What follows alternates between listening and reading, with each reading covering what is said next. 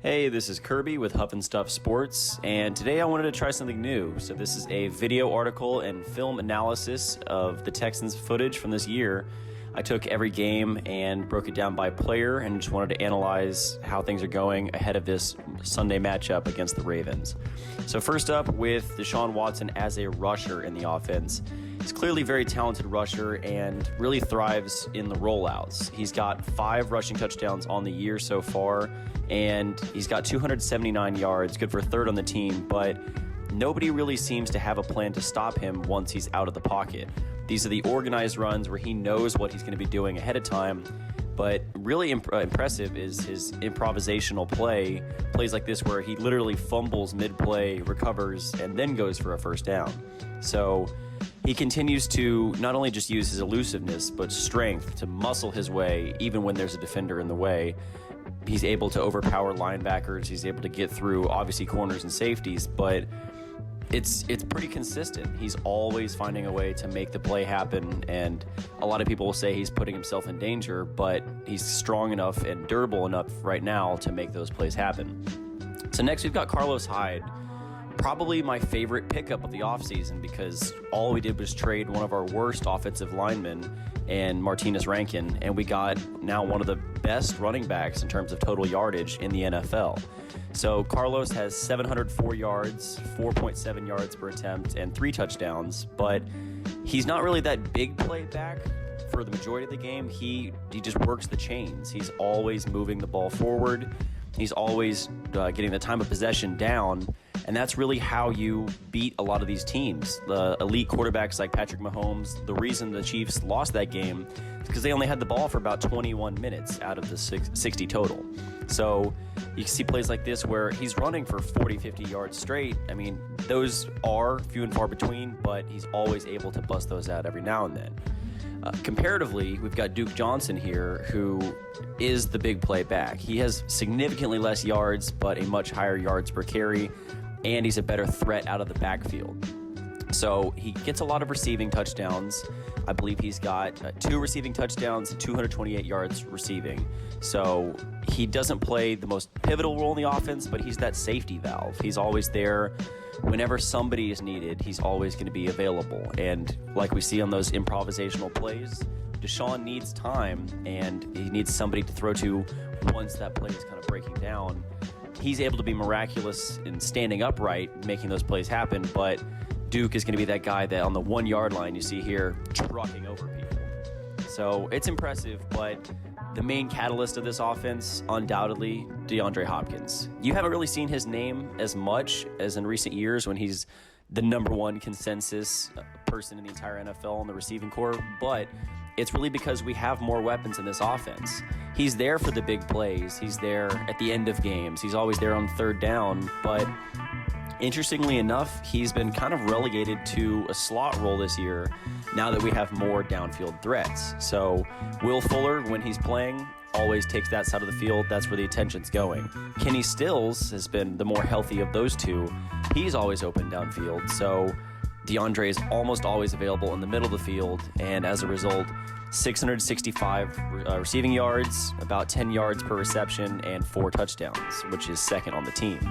So he's really getting those clutch plays, but the big plays, those chunk plays, you'll see right here, Will Fuller has not been able to stay healthy this year, and that's kind of been the story of his career so far, but every single time he touches the ball, he's got 13.2 yards per catch.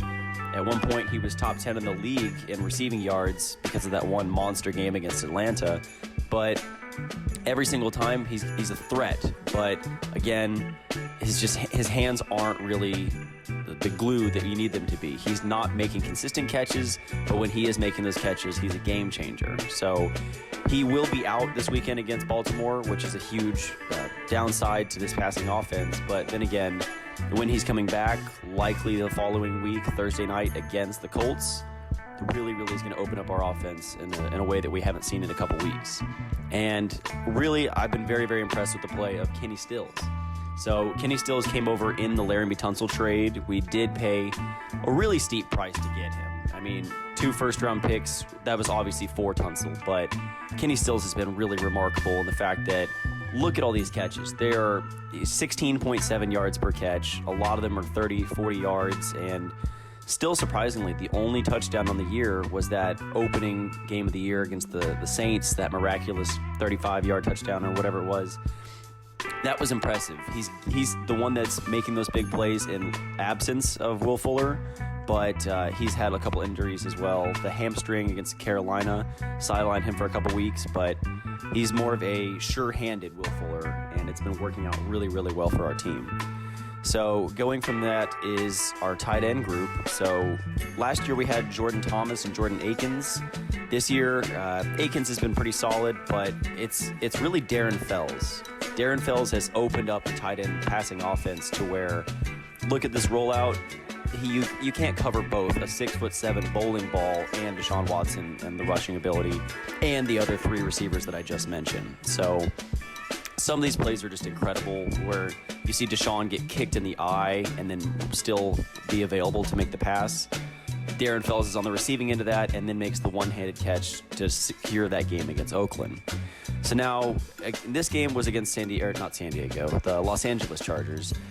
Jordan Akins is always open because he's probably the fifth or sixth receiving option on this team, but he's always going to be open, and that basically led to the game-winning touchdown. Kiki Kuti has been a little bit of a letdown. He really doesn't seem to be that open man in the slot anymore. Maybe it's health, maybe it's just inexperience in the offense. And then the forgotten man, DeAndre Carter.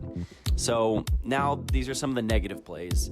When Deshaun gets bull rushed, he panics, and he tries to do a lot of this himself, and you see somebody right up the middle. The second somebody starts pressuring him, he doesn't know what to do, and he just throws it into an ugly window.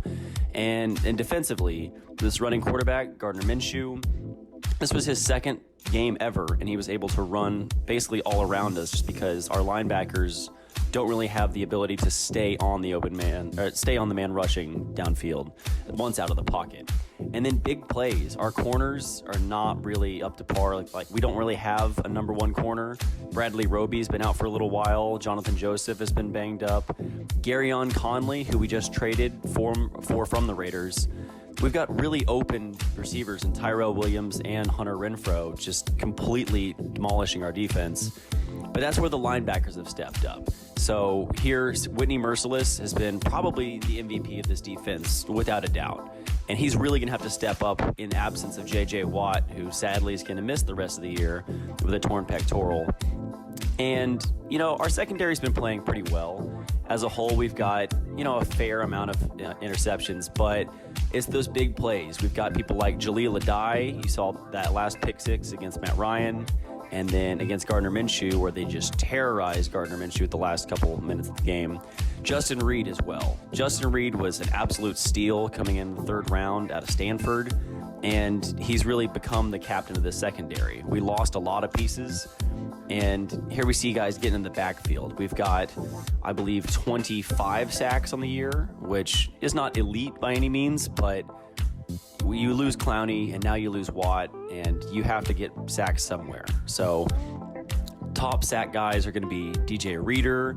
Kind of surprisingly, Charles Omenihu has been really, really solid. And forced fumbles. That's been the story of this year. We are top 10 in the NFL in forced fumbles. A lot of that was J.J. Watt. A lot of that was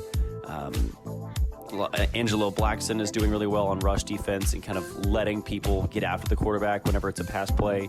But we really need consistent pressure, and we haven't seen a lot of experience or game film without J.J. Watt on the field in most recent years.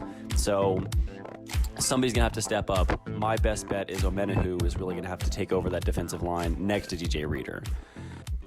So ultimately, I think this is going to be a pretty high-scoring game. I could see it going 34-31, something along that line. And I think the Texans could pull it out, but it really depends on how the linebackers are able to handle Lamar Jackson and his interesting play selection. So thank you guys for watching. I really appreciate this, and just let me know any feedback you have or any other video ideas for the future. Thank you so much.